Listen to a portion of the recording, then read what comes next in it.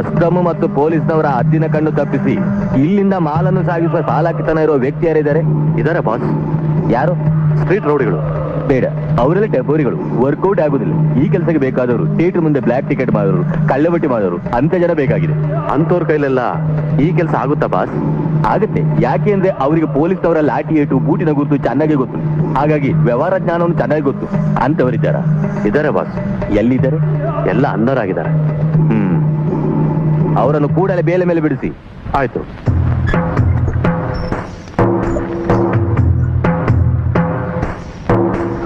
ಓ ಬನ್ನಿ.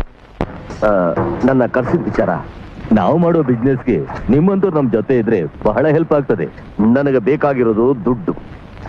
ನನ್ನ ಶ್ರಮಕ್ಕೆ ತಕ್ಕ ಪ್ರತಿಫಲ ಸಿಗುತ್ತೆ ಅಂದ್ರೆ ನೀವೇನು ಹೇಳಿದ್ರು ನಾನು ಮಾಡ್ತೀನಿ.